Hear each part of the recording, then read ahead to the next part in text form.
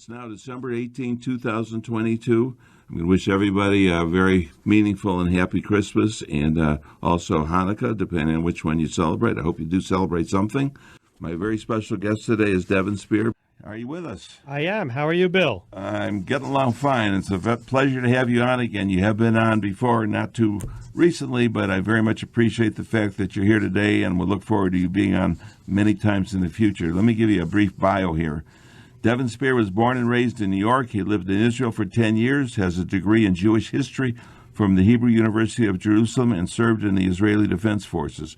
Mr. Sper has spoken to numerous live radio and television audiences in defense of Israel. He currently divides his time between Scottsdale, Arizona, and Netanya, Israel. Devin Sper is the author of a blog on the Times of Israel and of the book The Future of Israel, winner of the 2005 GLIP Award. You can view all his articles, interviews, and debates at www.devinsper.com. And as usual, if you ever miss any details on the show, just send me an email at radioforum@aol.com, and I can get you whatever you have missed. Devin, let's just get into an interview now. Let's talk about the recent Israeli elections. How would you describe the outcome of Israel's recent elections? Well, obviously, it was a clear victory for the right. They won 65 seats. And actually, this is a part of a trend that's been going on for decades where the Israeli right has been growing and the Israeli left has been shrinking. To give you an example, in the original first Knesset, there were 65 seats for the Labour Party, an absolute majority. And in this Knesset, they were reduced to 4 seats. And their left-wing allies, the Meretz Party, didn't even get into the Knesset for the first time. So that's the totality of the Israeli left. The rest of the parties are center parties, and then you have the right. But the right has enough seats in the current election to have a right-wing government without even the participation of center parties. Okay, it may seem like a simplistic question, but just so everybody in the audience is on the same page, can you give an idea of what you're talking about when you say left and right regarding Israeli politics? Well, that's a very good question because the context is different in different countries. So today it isn't so much economic policy. There is little appetite for more socialism in Israel. They had socialism for the first 29 years. It didn't work out well. So most people are in favor of free enterprise. When we say right and left in Israel, we're really talking about their foreign policy. And to put it simply, the left is for appeasement of Israel's enemies, and the right is for standing firm on Jewish rights and on the land of Israel. Hasn't there been enough evidence to show that appeasing Israel's enemies is actually the opposite of what should be done? I mean, it's been a disaster. It has, and that's exactly why the Labour Party went from 65 seats to 4. They hitched their wagon to the Oslo Accords, and that's the point at which they started to decline. And as the Oslo Accords fell apart, and the first Intifada and the second Intifada and the waves of terrorism that we reaped as a result, the Labour Party has shrunk, and today is not a factor in Israeli politics. Okay, there are many, both in Israel and the United States, seemingly perplexed by the rise of the right in Israel. How do you explain it? Yeah, there are a lot of theories out there being postulated as to the reason. They're all wide of the mark. The truth is actually not complicated. Israelis are tired of Palestinian terror, which has gone on not for a year or two and not for decades, but has been going on for a century. Just this last few weeks, 2 Israelis were run over, one in Beersheba, one in Tel Aviv, by Palestinians who simply decided to drive their car up on the sidewalk and run over Israelis in order to kill them. People were shot. People were stabbed. In one case, they went into the hospital of an Israeli who had a car accident and was taken to a hospital in Jenin. They unplugged him from life support. In other words, they murdered him. And they took the body and held it for ransom and asked for terrorists in exchange. And that's not what happened, and we won't go into that. But this kind of thing happens every single day in Israel. Now, you don't hear a lot about it in the news here because it doesn't fit the media's view of the Palestinians as innocent victims and Israelis as the aggressor.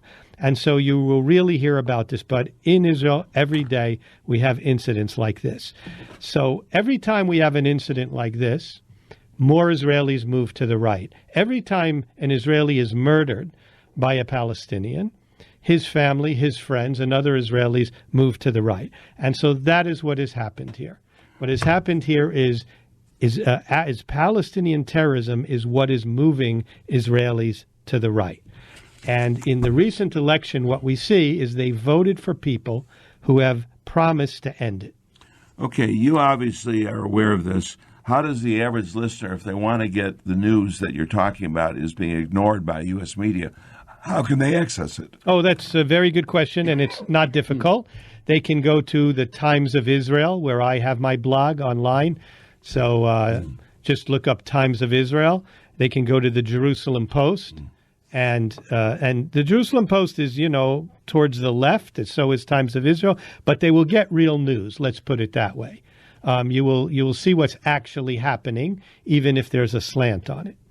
Okay, another question. There is, in particular, consternation in the Biden administration over the rise of the far right in Israel's election. U.S. State Department spokesman Ned Price was quick to admonish the next Israeli government, quote, to continue to share the values of an open, democratic society, including tolerance and respect for all in civil society, particularly for minority groups. What is Price referring to? In a not very veiled threat, the Biden administration is saying that they will not be able to work with Itamar Ben-Gvir's Otzma Yehudit party and his partners in the religious Zionist party. What they don't understand, perhaps, is that the Israeli government is formed by coalition, that Netanyahu cannot form a coalition without Ben-Gvir's party, and it will be in the coalition whether the Biden administration is happy about it or not. In the end of the day, it is the Israeli voter who decides on the government in Israel, since Israel is a democracy, and not the Biden administration. Ben-Gvir's party got 14 seats. That's almost half of what Netanyahu's Own Likud party received, and so he cannot form a coalition without him, nor does he want to form a coalition without him. Ideologically, this will be a cohesive government that will probably last the 4 years of their term, unlike many previous governments, because there's ideological coherence among the right. Okay, we've talked about this before on the show, but just for everybody getting on the same page, tell me what you mean about forming a coalition government and why Ben-Gvir has to be included. So Israel is a parliamentary system, unlike the United States, in which we elect directly a individual, let's say a congressman or a senator or a president. You vote for a party in Israel. And the party is allotted seats based on the total number of votes, and the party decides who gets those seats. So they have a slate of candidates, number 1 through, let's say, 120. There are 120 seats in the Knesset. And if they win 15 seats, then the first 15 become Knesset members. Devin, can you please finish talking about how Israel puts a government together before I ask my next question? Yes. So we discussed that Israel is a parliamentary system, and you vote for the party. Now, what they have to do is put together a coalition of parties that has 61 out of the 120 seats. And that's why it's a horse trade every time after the election. No party usually gets a majority, and they have to make a coalition, hopefully with people who are ideologically compatible. The previous government was put together with people who are ideologically not compatible, and it ultimately fell apart for that reason. Okay, as I said before the break, I'm going to ask you, so who is Itamar Ben-Gvir? And display it any way you like. So Itamar Ben-Gvir, whom the United States and many around the world are worried about and claiming that he will subvert Israeli democracy and so on.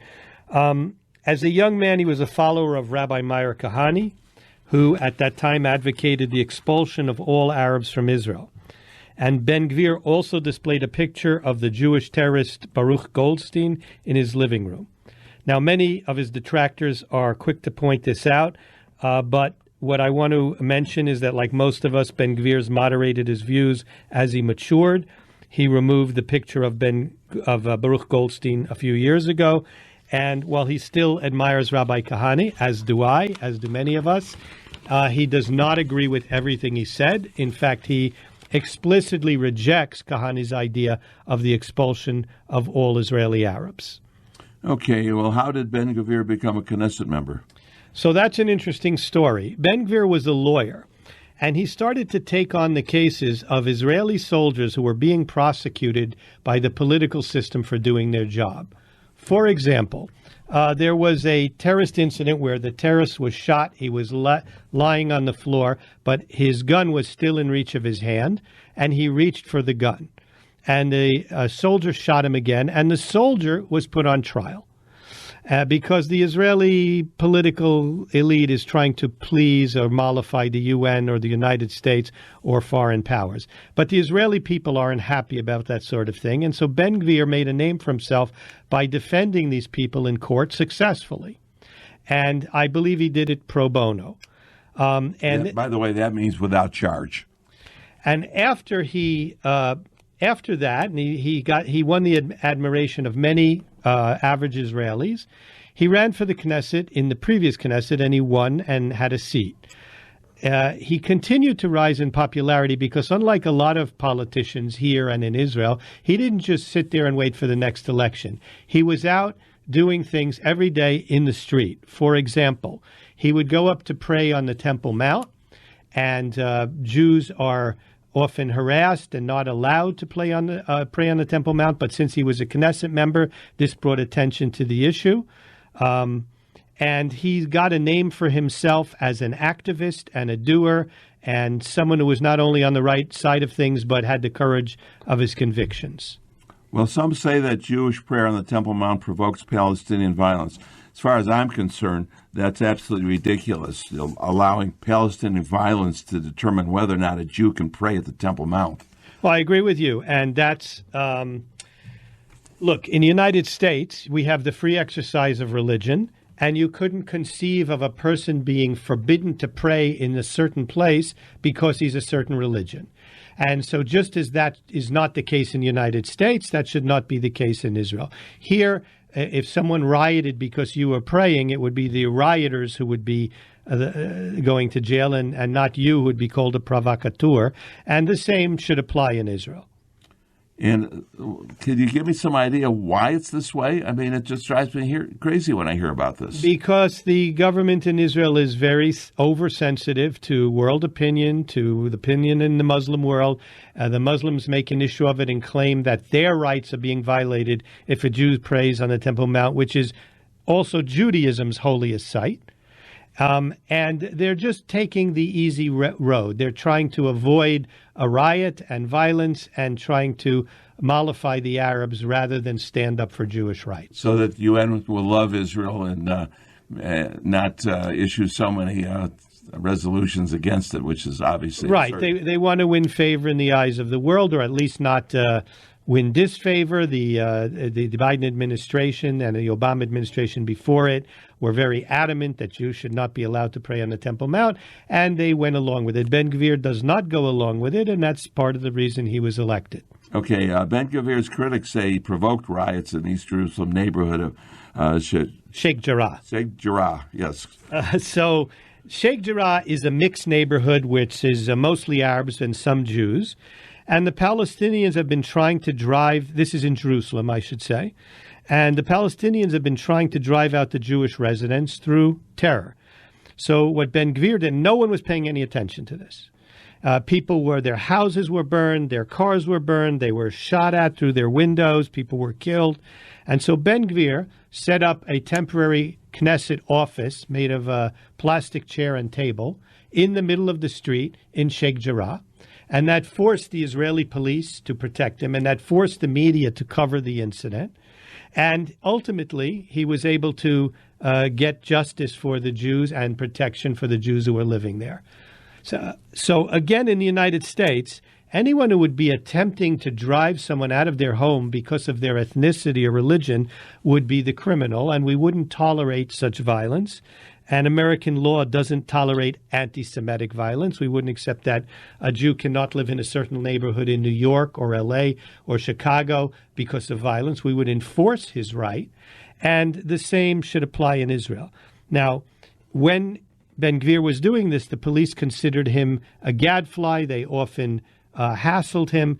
Ben-Gvir is now going to be the Minister for State Security in charge of the police. And so things are about to change. Okay, this is really not directly to our discussion, but you talk about the Jews being shot at, and it's my understanding that Jews have a very difficult time obtaining a firearm of their own in Israel. Is that going to change?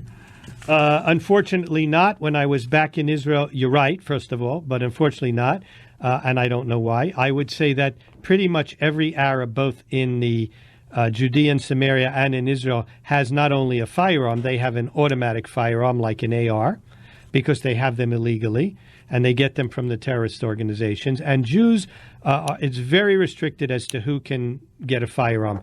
I applied again when I was there just now, and I was not able to get a firearm because I'm not in any of the categories, which are former officer, former special forces, active policeman, or something like, security guard in Israel, and other criteria. So very few Israelis can own a gun, unfortunately. Okay, there is a question here from David in Israel. In every newspaper, the internet article and TV news report concerning the incoming Israeli government, as well as most of the media reports within Israel, Netanyahu's coalition partners are described as radicals and extremists.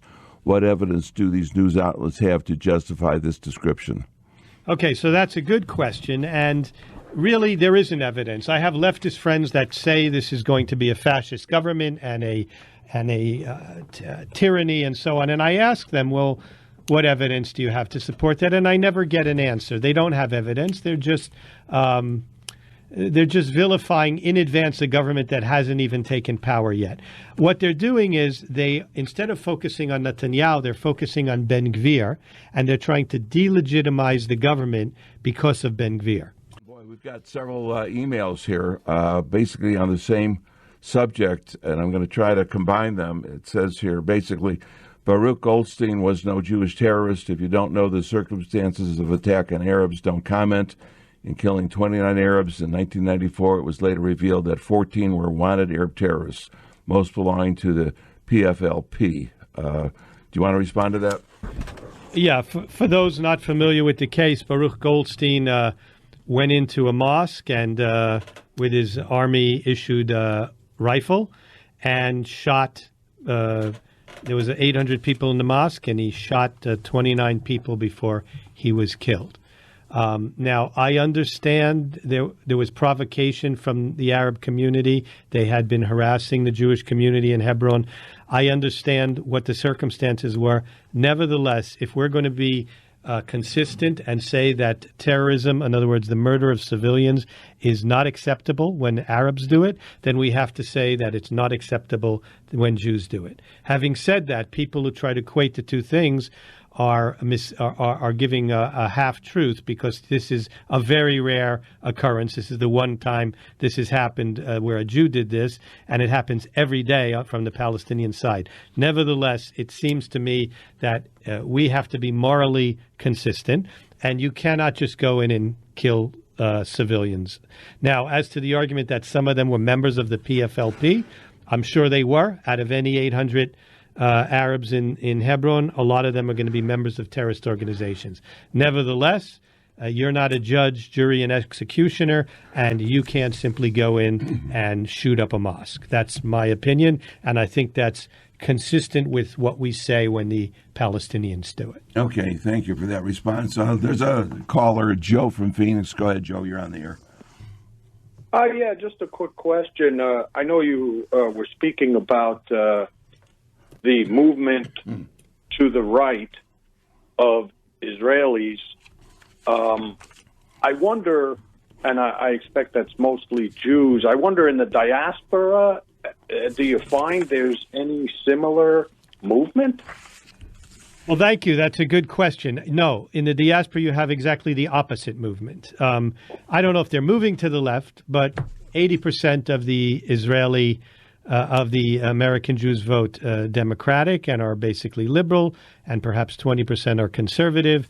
And in Israel, the trend is the opposite. Young people are more conservative than their parents because of ongoing terror. Their parents may have believed in peace, but these kids grew up where they are constantly being harassed by Palestinian terror, and they have no patience for it. So to give you an example, in the recent election, Ben Gvir won 1/3 of the soldiers' vote. And that tells you how young people are voting. He didn't win 1/3 of the total vote, but he won 1/3 of the soldiers' vote. And I can tell you, having just come back from a few months in Israel, just anecdotally, the Israeli youth are much more conservative and right-wing than their parents are.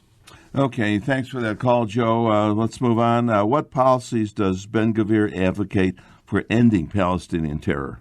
Well, that's the $64,000 question. So first of all, Ben Gvir advocates a death penalty for convicted terrorists. Now, he's been criticized for this. This is one of the things they say he's going to subvert democracy, but most U.S. states have a death penalty, and we're still a democratic country. And most U.S. states have a death penalty for capital crimes, which, of course, include terrorist murder. And there is no reason why Israel shouldn't do the same. And I don't see how it's an abrogation of our shared values, as State Department spokesman Ned Price said, that Israel wants to have exactly the same law as we have. It's a double standard towards Israel. In fact, it's hard to understand why Israel hasn't imposed death penalty after 7 decades of Palestinian terror. A death penalty is a deterrent. And what happens now is someone commits a murder, he's put in prison, he's not killed, and other murders are committed in order to and kidnappings in order to exchange those people for the terrorists. And they've exchanged thousands of terrorists for single Israelis who have been kidnapped. So in order to preempt that, you execute the terrorist. And so there's no more get out of jail free card for terrorists. You permanently remove these dangerous murders from society, and this serves as a deterrent. And to me, Ben Gvir's proposal in this regard seems like common sense. Okay, of course, Israel did execute Adolf Eichmann, so apparently there is some form of capital punishment in Israel. But they don't exercise it. In other words, they did make a special law for Nazi war criminals, and there may be a law that allows capital punishment, but they never exercise it. So there needs to be death penalty for convicted terrorists. Ben Gvir also advocates that members of terrorist organizations and their supporters be deported. Now, he's getting a lot of criticism for this, but let's again look at what we do in the United States. We do not here allow Al-Qaeda, ISIS, or other terrorist organizations to set up an office and to operate freely. And there is no reason why anyone should expect Israel to do likewise. It does right now. There are terrorist organizations like Islamic Jihad and Fatah and Hamas who are operating in the territories and in Israel, and there's no reason why they should be allowed to do that. Not only that, in the United States, we have a terror watch list, so anyone coming into the country is checked against this list, and if he has anything to do with terror, if his brother-in-law was a terrorist, if he in any way is connected, he's not let into the country. And we don't just deport terrorists here, we execute them, a capital crime. So I don't understand how Israel is supposed to allow Hamas, Islamic Jihad, and other Palestinian terrorist organizations whose declared goal is the annihilation of the Jewish state and who in word and deed murder Jews every day, to operate with impunity. So it seems to me what Ben Gvir is proposing is in line with the laws of the United States, the laws of every other country, and the real question is why this has never been done in Israel before. And it should be done. And it should be done, and the Israeli voters feel that it should be done, and rightfully so. Okay, well, Ben Gvir's critics claim he is subverting democracy by, among other things, demanding that the chief of police report to him as Minister for National Security. Is that what he's going to be, Minister for National Security? Yes, that's a new position. There was previously Interior Minister, but he's going to be specifically in charge of security because of this wave of terror, which has gotten worse and worse. Somebody needs to organize and deal with it. What Ben-Gvir is doing is very smart. He is not simply asking for that position, which he's already got. They've already agreed to it. He's asking for the tools that will make him successful in that position.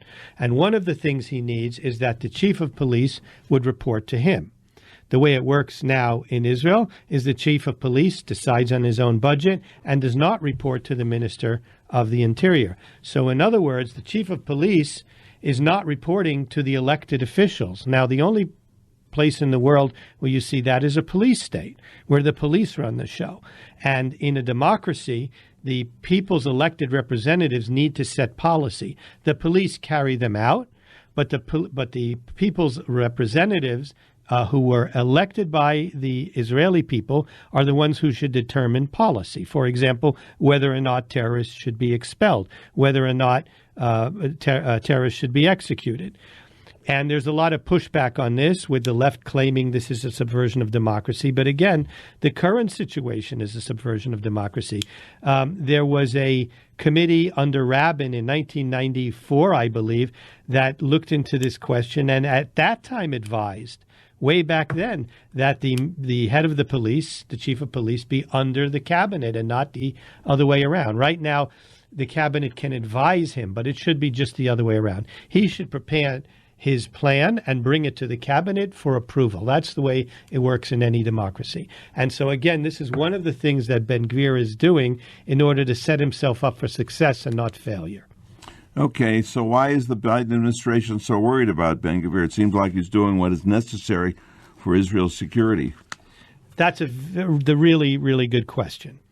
So let me just say, and I know we're going to get a lot of flack for this, but President Biden himself has no antipathy towards Israel, in contrast to, for example, President Obama, who really did despise Israel. Based on Netanyahu's biography, recent biography, we can see how much. And I myself was not aware of how much antipathy he had to Israel.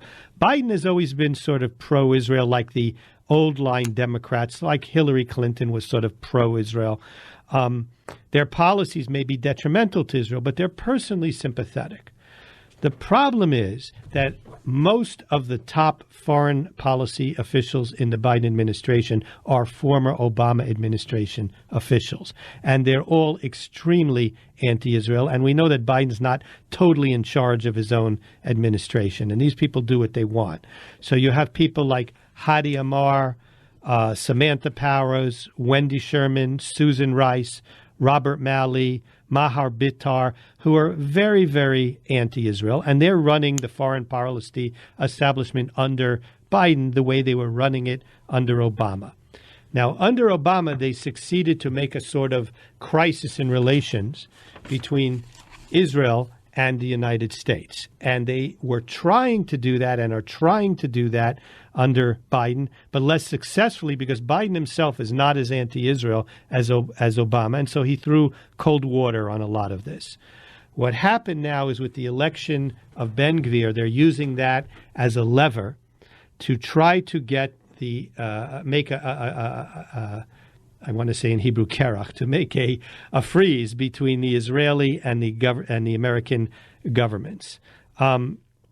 What's happened is that because of Russia's invasion of Ukraine, because of Iran's alliance with Russia, because of America's weakened position and withdrawal from the Middle East, these anti-Israeli officials were unable to do anything against Israel. Israel is simply too necessary for the United States, more than before, absolutely critical. Our only friend left in the Middle East. The Saudis are now meeting with the Chinese. We have no friends left, and Israel is our only friend. So it's very hard for them to promote an anti-Israeli policy. On top of that, the continued Arab terror makes their case very hard. Ned Price, the State Department spokesman, said the following in that same statement. What makes this relationship so strong, and what's made it so strong since Israel's independence to the present day, is that this relationship has always been based on not only on our shared interests, but more importantly, on our shared values. What these anti-Israeli officials are trying to do is say Israel no longer shares our values. Ben-Gvir is a fanatic, and because Ben-Gvir is advocating the expulsion of terrorists and death penalty and so on, which of course we also have, he is a fascist, and Israel is going to become a fascist theocracy, and they're trying to undermine the key thing that holds the United States and Israel together, which is our shared values. And that's why they keep talking about shared values. That's why Ned Price is emphasizing that point. Why does Biden keep these people in administration?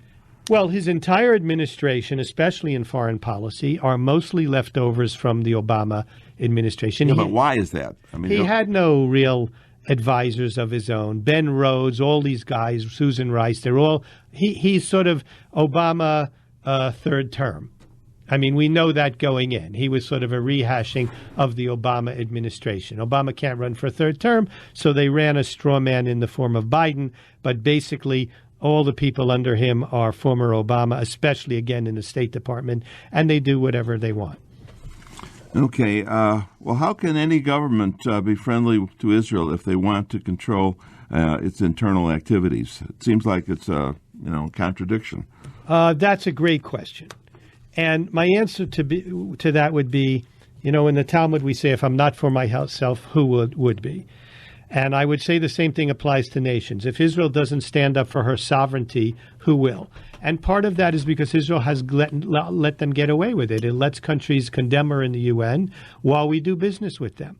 Now, Israel has gotten more confidence over the years. It started to push back on that. For example, New Zealand voted for an anti-Israeli resolution and thought there'd be no consequences, and Israel broke relations with New Zealand.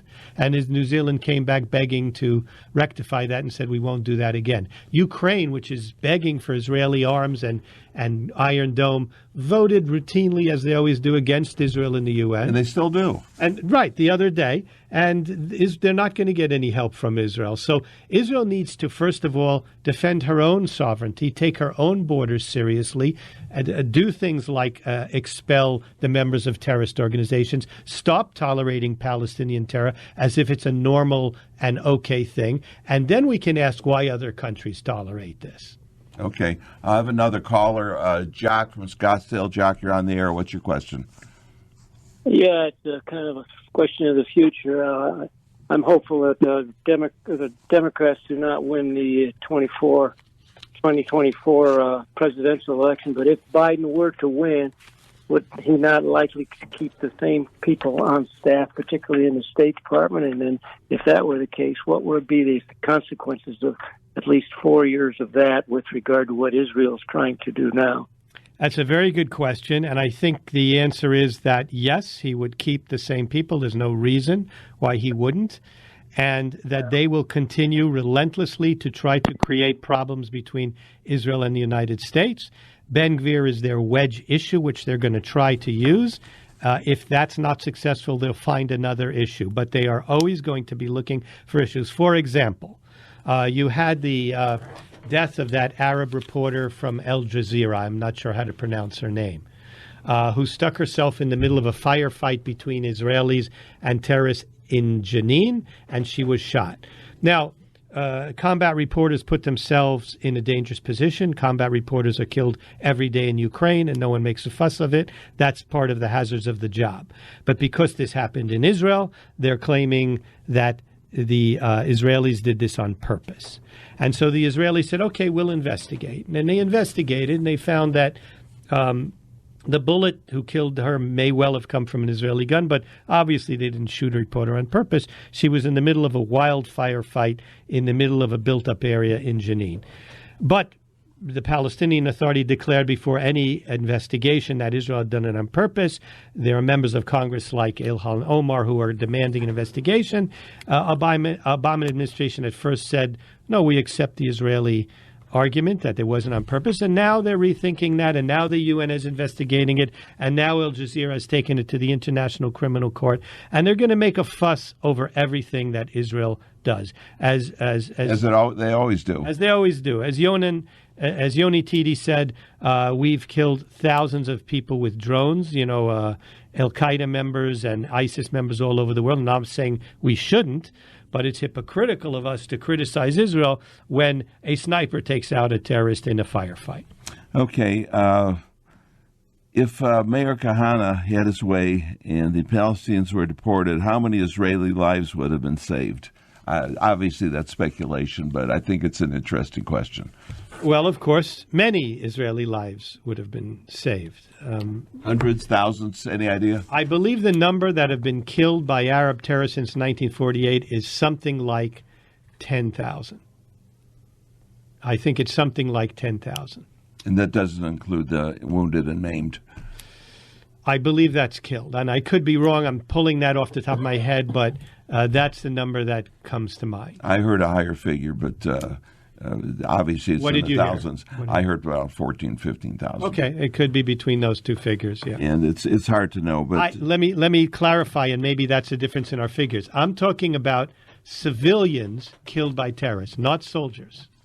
And there may be 4,000 or 5,000 soldiers. I'm talking only civilians killed by terrorists. does it matter? A dead is Yes, Israeli because is a dead Israeli. No, it does, because the definition of terrorism is the murder of civilians for political ends. If you kill a soldier, while it may be murder and wrong, that is battle, that is war, that is not the same thing as killing an unarmed civilian. I think shooting, like for instance, a sniper killing an Israeli soldier just standing by the side of the road or something, to me, that's no different than killing a civilian. To me, too. But they can make the argument that they are in a war with Israel and this is part of the war. That would be their argument. So it gets dicey when you're talking about a soldier, even one just standing by the side of the road. We wouldn't say, for example, well, I don't want to get into analogies, but when I talk about victims of terror, I'm always referring to civilians. Okay, fair enough. We've got about, I'll give you one more minute to sum up anything you want to say before at the end of the show. Sure.